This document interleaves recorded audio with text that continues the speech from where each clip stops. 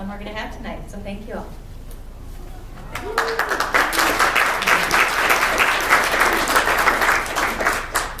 You'll probably be able to hear me without the microphone.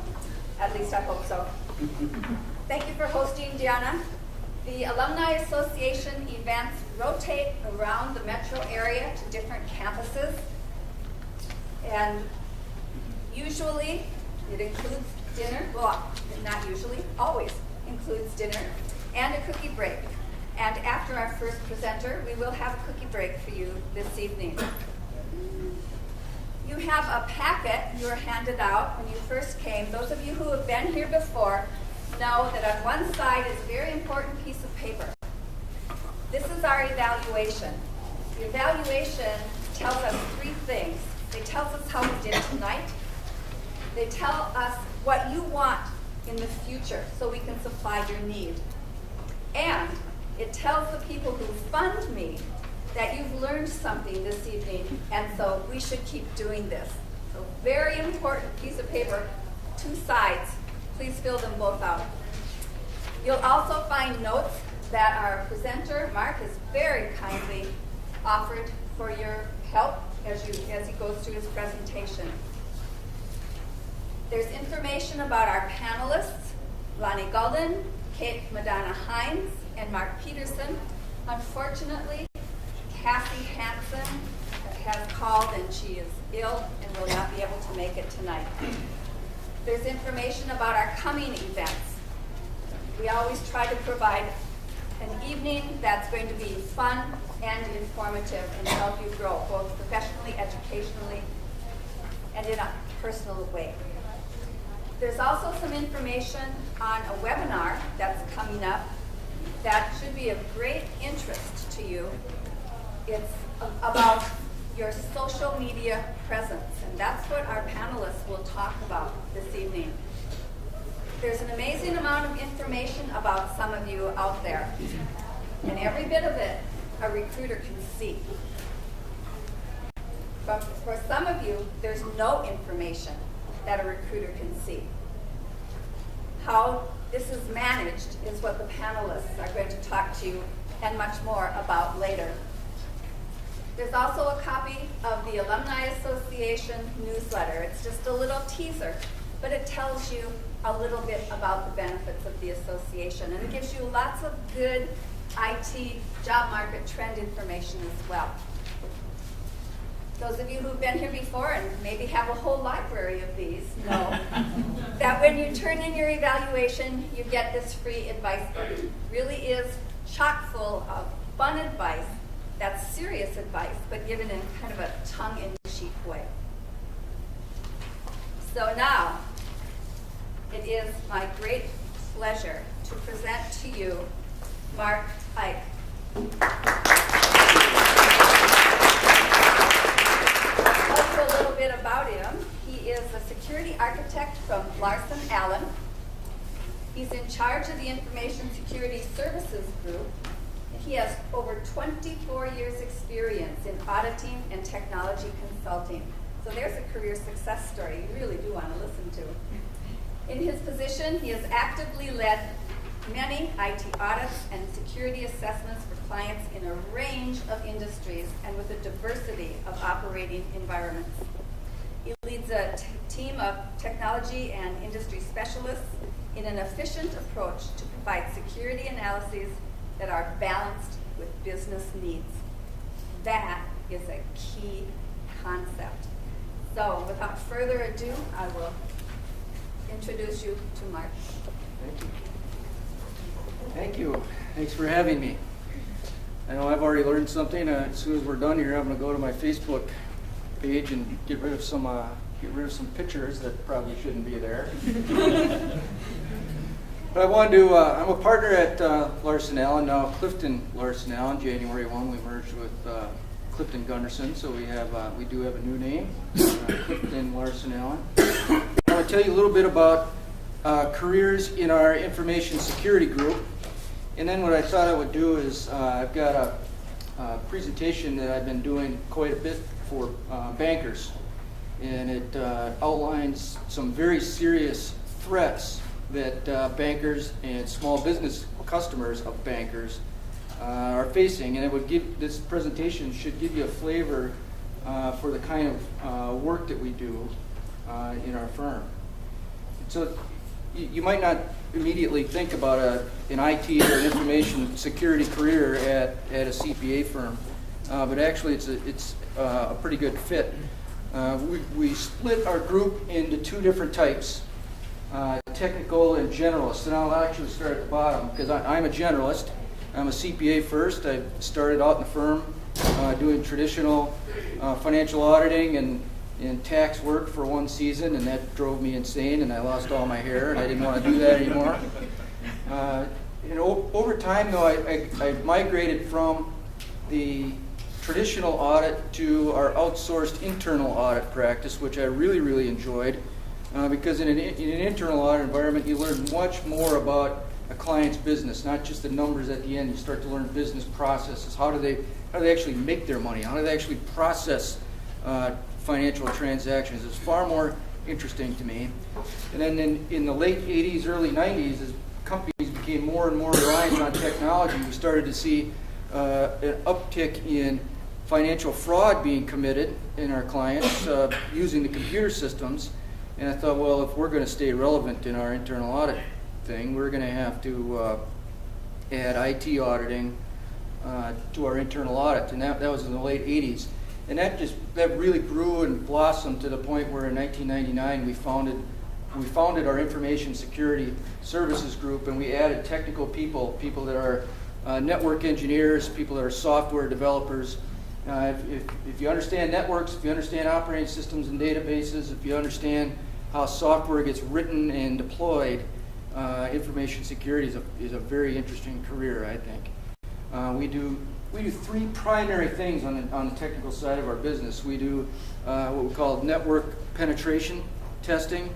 Sometimes it's called white hat hacking or ethical hacking. Clients pay us to try to break into their network so that we can find where their security flaws are. And we do it a lot the same way that real hackers do, with one very big exception. A hacker finds a way in, they're in there, they're doing their business. We're looking for all the ways in. So it's a very thorough, very aggressive assessment. An internal network security assessment then is very similar, but whereas the penetration testing is security from the outside in, internal then is security from the inside out. How well is the interior network hardened? It usually takes quite a bit longer to do that because we can see and interact with every single device on a client's network. But it's designed to answer three questions. Number one, what if somebody does break in? What's going to be available to them? Number two, what if a rogue walks in off the street and plants a wireless access device on the inside of our network? And I'm going to talk about that quite a bit as I go. Or number three, what if we have a rogue employee on the inside that wants to commit fraud? The third bucket we operate in is incident handling and forensics. And I'll tell you what, this is a really interesting piece of our business. We've done everything from dealing with payment fraud in Trinidad to dealing with a school district in northern Minnesota where the principal was manipulating the grading system to get his daughter into college. And every single thing in between. Computer forensics is a phenomenally interesting field. We're essentially harvesting information off devices, from operating systems, from applications, trying to build a case for who our hacker is, who our inside criminal is, that type of thing. We even once in a while get involved in expert witness testimony, which is really kind of interesting. And so the careers here, I think they're much different than what you would expect at a CPA firm, and I think it's a kind of a fun way to make a living. So I want to give you a flavor for what we do by giving you the same presentation that I'm giving to banks right now, and it all is focused around payment fraud. In 20 years of doing this, I have never seen the environment like we're in today. There's not a week that goes by where I don't get a phone call from somebody that's lost $250,000, $2 million. We worked with somebody that lost $5 million to online payment fraud, and it's a huge issue. I talked with a gentleman from the FBI who tells me anecdotally that many Eastern European organized crime gangs are getting out of the drug business and getting into the payment fraud business because they make more money at it and it's safer. They don't have to deal with angry Colombians carrying around machine guns. And so it's a huge emerging trend. So I'm going to talk about, I'm going to use 3 security reports to talk about the sort of the threat landscape. I'm going to build in 10 years of our experience doing the auditing and the incident handling. And all throughout it, I'm going to talk to how I would talk to the bankers about some of the solutions they have to these problems. And 3 reasons why we should care. I alluded to this already. Organized crime, organized crime, organized crime. They're doing 2 things. They're breaking in. They're purchasing PFI, personal financial information, wholesale from hackers. Okay? 12 years ago, the classic hacker kid breaks into your home computer, steals your name, address, social, big deal. He's the top dog in the chat room. What's he going to do about it?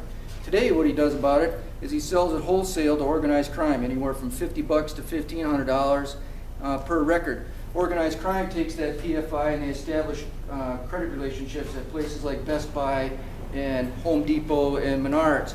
And very quickly, on the order of 24, 48 hours, they're taking their $1,500 investment and they're accumulating, $35,000, $40,000, $50,000 worth of dishwashers, stereo equipment, and refrigerators. And then what do they do with it? They do what organized crime has done for thousands of years. They sell it. They fence it. In Russia, there are stores that look like U.S. Kmart's where all the inventory is funded using this methodology. So right away we see that companies that never before thought that they were potential victims are now victims. Up until, well, even now today, many non-banks that I talk to don't believe that they're targets for hacking because they believe all the hacking is targeted at banks. Not true. Anybody that pays employees and has payroll records, I've got information I can sell up this chain. Healthcare entities are a huge target for this because of their billing. Anybody heard of the HIPAA security rule?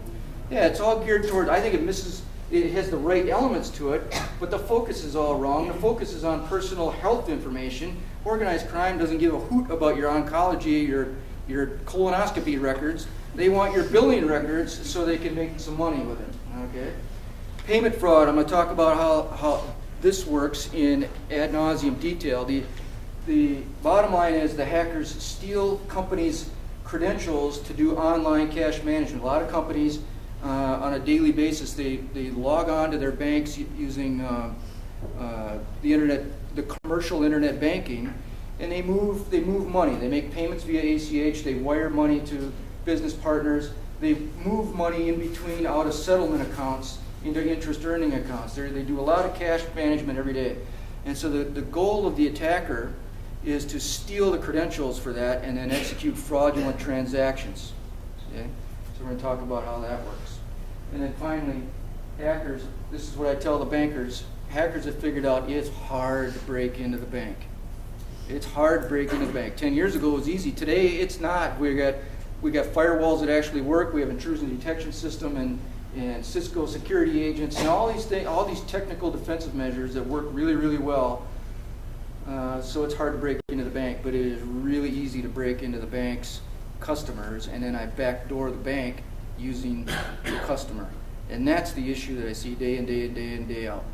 This week I saw an electrical contractor that got hit by Russian hackers. They wired $250,000 out of their bank accounts. That contractor's going out of business.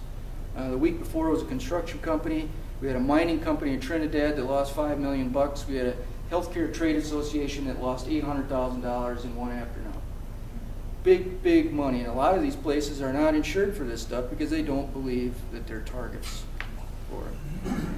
Huge, huge issues. Is there a way to catch it before or as it's happening? Yeah, there are ways, and the precise answer is it depends.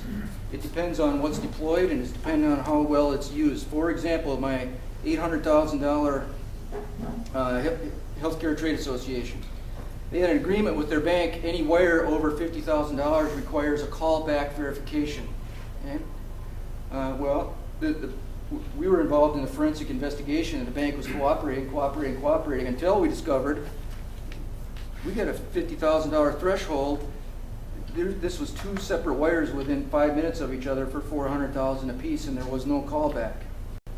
So the right answer is yes, and it depends on whether they're configured properly and dealt with properly. There's no easy solution to this. It requires tons and tons of layers, application controls, knowledge at the customer, and all of those things working together. Excellent question.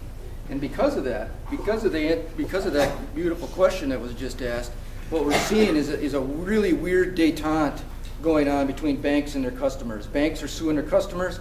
Customers are suing their banks. And all the lawsuits sound like one of these two situations. Bank suing customer. Good grief, customer. This happened to my mining company in Trinidad. Bank is suing them saying, good grief, customer.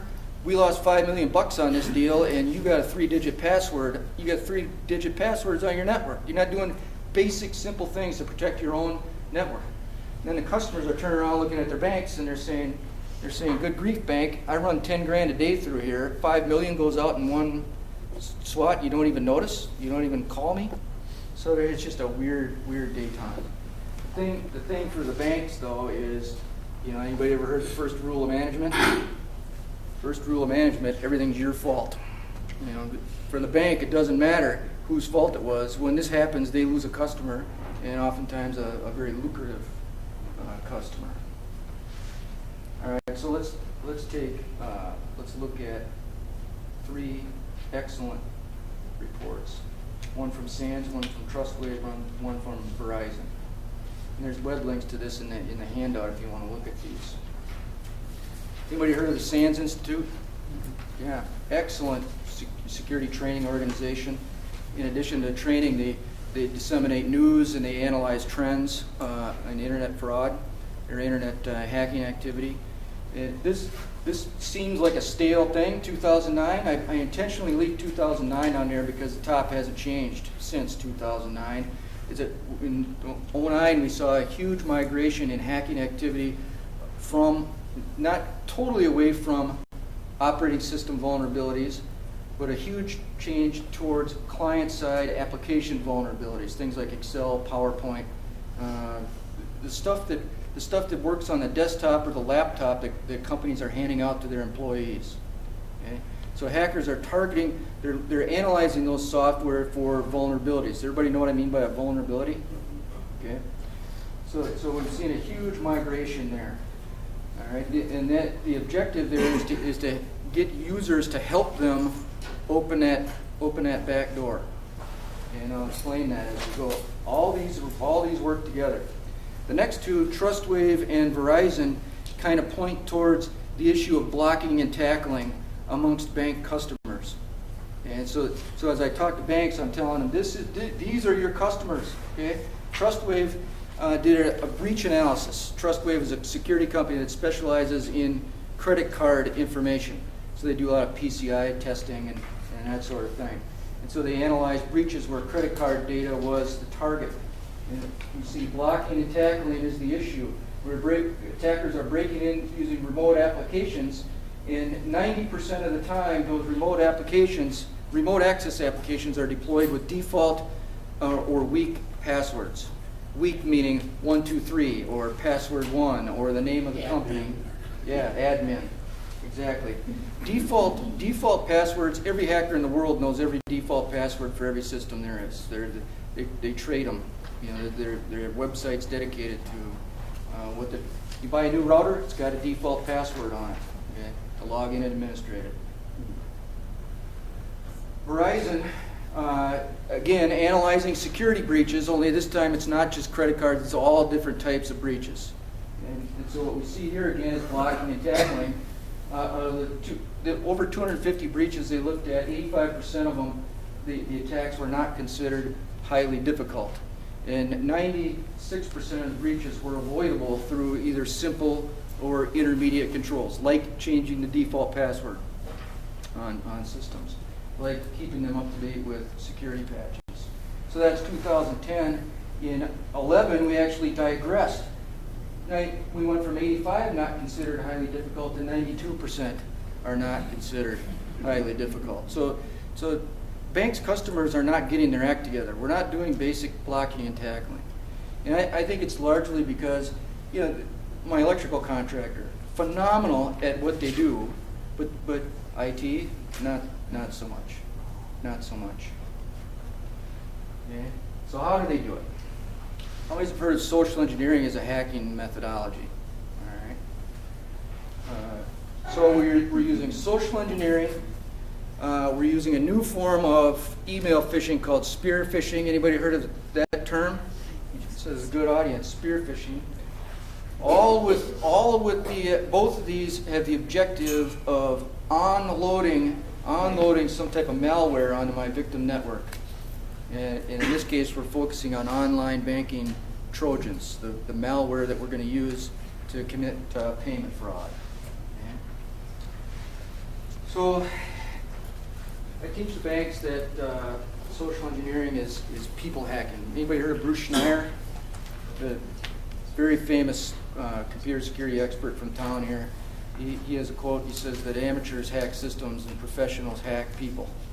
And I think that's absolutely true. Professionals that want to make money, want to actually make money, learn how to hack people. So I like to define it as using non-technical means to harvest information that I can use in a technical hacking attack. Okay. So for example, in our penetration testing, periodically we are allowed to use social engineering attacks. So the first category, pretext telephone call. Hi, I'm Mark Ike from Quest. We're doing a test on your network. There's a lot of congestion. I'm going to need your user ID and password to troubleshoot this issue. Okay? Stupid, simple. Nobody's going to fall for that. The real examples are far more elegant. They're far more subtle. They're often preceded by Google hacking, where I find out something about my target so that I can name drop and appear more credible. Pretext telephone calls and building penetration, walking through the front door, what's available to me, and then these email attacks. So I'm gonna try and play a video or an audio file for you, and I hope this will be loud enough. My partner, Randy Romas, performing a penetration test at a bank. Everybody hear that okay?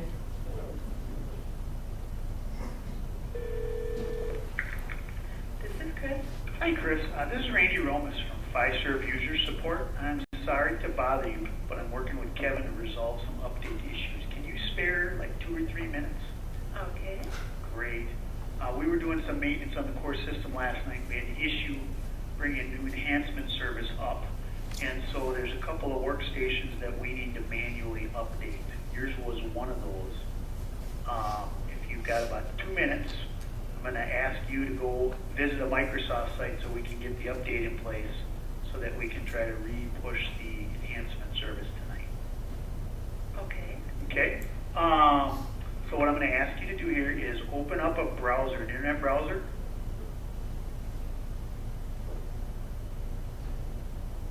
Okay. Okay? You know where the address bar is there at the top where you can type in an address? Mm-hmm. I'm going to ask you to type in the following address. It's https:// and it's the slashes on the question mark. And then it's microsoft.issgs.net. I don't type that. So helpful. Microsoft dot ISSGS. Yes. Yep, .net. So it would be Indigo Sam George Sam.net. Okay. Got that? Good. Now, when you do that, the next thing I want to ask you to do, you're going to go ahead and hit enter, and that will take you to the Microsoft page. Let me know when you get that up. Okay. And then you should see about halfway down a download button, a gray button kind of within a blue bar. Mm-hmm. Go ahead and click download, and you're going to get a pop-up asking you to run, save, or cancel. Yep. See that? Hit run, and you should get one more of those. And then you hit run again. And then there should have been a quick black screen that flashed, and then you should have another security information that says yes, no, or more info. That was flashed, and that was, now I got Microsoft, thank you for downloading. Yep, there it's done. That's all we needed. So now we can, I got a couple more of these calls to make, but we'll be able to push that enhancement for you. And then Kevin will be coming out with some updated information on what those are in a couple of days. Alrighty. Excellent. Thanks for your help. Thank Bye-bye. you. Bye-bye. I assume we followed what happened. Yeah. So this kind of stuff goes on all the time. A couple things that made that work better. Randy Google hacked, figured out who the IT administrator was, and he name dropped Kevin right out of the chute. So what we teach the bankers is users use, administrators administrate, and never the two shall meet. So when it comes to changing configuration settings, updating software, installing new software, applying patches, employees are taught. I don't ever do that. Kevin, IT guy, does all of that. So if some hunyuck on the phone calls me, I say, no, Kevin would never ask me to do that. I got to call him and make sure that this is the right thing. The concept is users use, administrators administrate. We should have been able to lock that down if the users can actually doing it. Excellent point. You can lock that down. Essentially what you do when you lock that down is you remove local administrator rights from the user. Okay? And we are seeing more and more companies do that, but even banks are way behind the 8 ball in doing that, because the minute you do that, it makes the administrator's life a little harder, because it's harder for them to push updates and do the administration that they need to do. So security is a lot of trade-offs, and so clearly you can lock that down.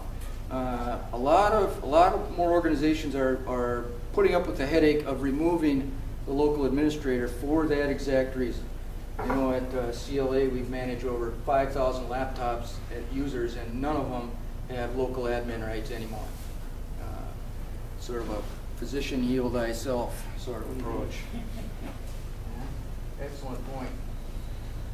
So we're name dropping to establish rapport, insert some technical babble. These things, a lot of my clients find this irritating, because, and they should, because the social engineer takes advantage of our natural tendency to want to help people, to want to serve our customers, to want to serve our clients, to want to do the right thing for each other. A lot of what they rely on is timing. I worked with a bank in suburban Chicago, but people, Eastern Europeans, found the name of bank customers who had recently opened new home equity credit lines. How did they find that? Well, the county publishes it on their website for free. You can just go there and find it out for nothing. So they went to that website, found out who had opened new credit lines, and then during that period between New Year's and Christmas, when a lot of temporary people are involved, they called up posing as that customer and advanced funds on that HELOC and wired them out of the bank over the telephone. Huge losses for that bank. All right. Physical security is phenomenally important. It's really easy to walk through the front door and do things like install a keystroke logger. We see hardware keystroke loggers used in this case. Last year, attackers walked into the London branch of the Sumitomo Bank dressed as maintenance people. They planted key loggers on the machines that process wire transfers. And 2 weeks later, they came in as the cleaning crew had harvested them and used the login credentials off of those to wire $500 million out of the Sumitomo Bank. They'll plant wireless access points. Anybody know what a switchblade is? Anybody heard that term before? That's essentially a piece of media that has malware on it. And for example, I've got a USB thumb drive there. What the attacker will do is they'll put their malware on it and set it to run on insertion, and then they'll drop it. They'll just walk through the lobby and drop it. Somebody picks it up, oh, I wonder what this is, and they'll slide it in. I'm starting to see people get really creative with this. I saw one where client got infested and somebody found a switchblade that said 2011 salary adjustments on it. Oh, we definitely want to look at that. Definitely want to look at that one. All right. So let me show you an example. I want to show you an example now of a physical building penetration technique. Randy Romas again in a video. He's doing a social engineering assessment at a bank client. He's got a lapel camera and microphone on. And the idea is I want to get inside the building and get a laptop connected to the network. Because now I can hack the network from the inside out, and your firewall is of no value. This is my sneaky partner, Randy. Starting entrance into Baxt. I'm going to move this forward.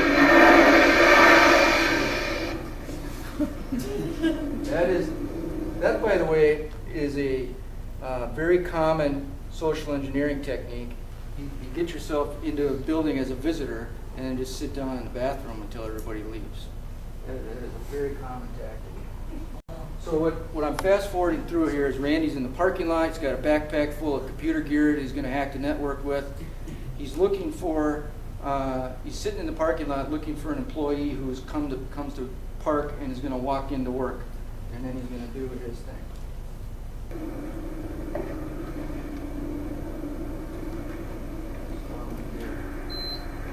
Went too far. Here, bear with me. There we go. So what you don't see here is he spotted a woman who came in and parked.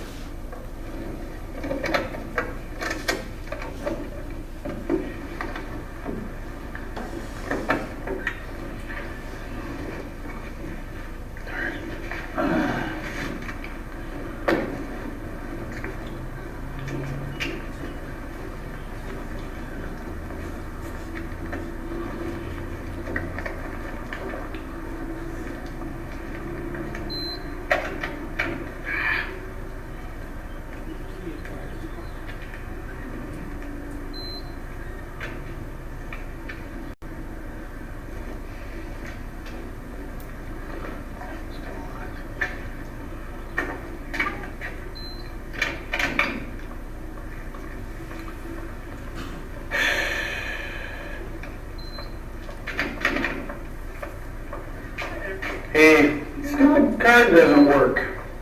Are you new? Yeah, I'm working with Troy up in IT. Hi, Jen. Nice to meet you. Nice to meet you. Thank you.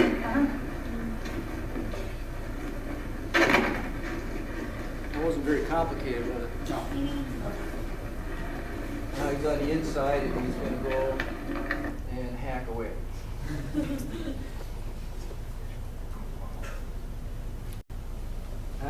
That's a $2 billion regional bank that has a lot of security policies, and our role in that is to test and poke and prod those security policies to see how well aware employees are of them, and how well they're being employed. So far we've broken social engineering down to phone calls and building attacks. We did kind of an interesting building attack last February in North Dakota, a bank with a number of branches. And so we targeted the smallest out-of-the-way branch, and we sent a spoofed Google hack, found out who the IT guy was, found out what the email convention was. So we spoofed his email into that branch, saying, I'm sending XYZ company here to do work on the printers. And so they let us in. They let us in and sat us next to the printers, and my little hacker guy he's got his laptop open, connected to their data port, and he's just laying the network open and harvesting the customer information file onto his laptop. And while he was there, 4 employees came up with printer problems, and he used his administrator access to troubleshoot and solve their printer problems while he was hacking the network.